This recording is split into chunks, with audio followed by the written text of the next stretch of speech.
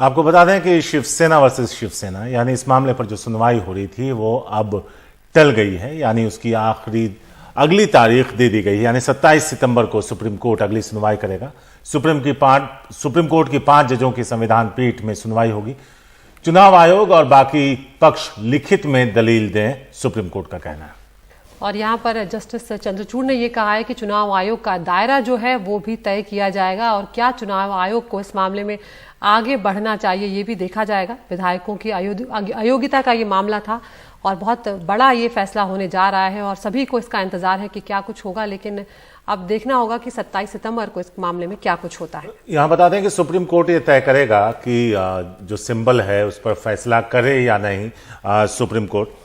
आशीष है हमारे साथ इस बारे में ज्यादा बात करने के लिए। आशीष, दोनों ही पक्षों की सबसे पहली कोशिश तो यही होगी कि सिंबल उनके पास रहे। आज क्या कुछ हुआ कोर्ट में, कुछ हमने बताया है, बाकी डिटेल आप बता दें दर्शकों के लिए।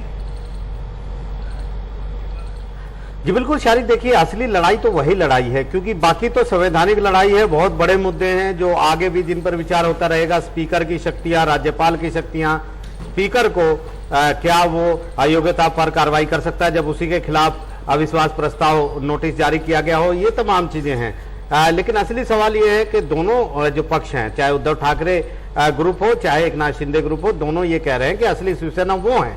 तो यहाँ पर असली मुद्दा वही है, क्योंकि सरकार तो चल रही है और ठीक ठाक वहां पर चल रही है सरकार, क्योंकि शिंदे बार बार ग्रुप ये कह रहा है कि उन्होंने पार्टी छोड़ी नहीं है। तो जब पार्टी छोड़े नहीं है तो वो अयोग्य क्यों होंगे, वो तो पार्टी में है। इसके अलावा शिंदे ग्रुप ही इलेक्शन कमीशन पहुंचा था और उसने मांग की थी कि असली शिवसेना वो है, इसलिए चुनाव चिन्ह शिवसेना का जो है उनको दिया जाए। इसको लेकर नोटिस जारी हुआ था, लेकिन उद्धव ग्रुप सुप्रीम कोर्ट आ गया और सुप्रीम कोर्ट ने कहा कि जब तक सुप्रीम कोर्ट फैसला नहीं करता वो इस मामले में आगे ना बढ़े, कोई एक्शन ना करे। तो कॉन्स्टिट्यूशन बेंच का गठन हुआ था लेकिन सुनवाई नहीं हुई थी, इसलिए शिंदे ग्रुप यहाँ आया था और कहा था कि जो चुनाव आयोग के समक्ष कार्रवाई है वो बिल्कुल अलग है, उसको इस मामले में शामिल नहीं करना चाहिए। लेकिन ठाकरे ग्रुप का कहना है कि एक रेफरेंस, एक मुद्दा जो यहाँ पर भेजा गया है, 3 जजेस ने जो 5 जजों को भेजा है, उसमें एक मुद्दा ये भी है कि क्या जब अदालत में केस लंबित हो तो क्या चुनाव आयोग आगे कार्रवाई कर सकता है क्या, तो इसलिए इस पर अभी जो रोक है उसे हटाया ना जाए।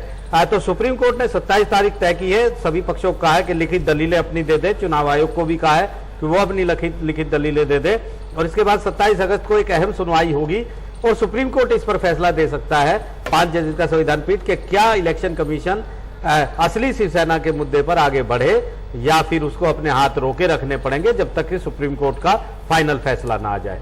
जी शुक्रिया आशीष इस पूरी बातचीत के लिए। तो 27 तारीख को होगी अगली सुनवाई।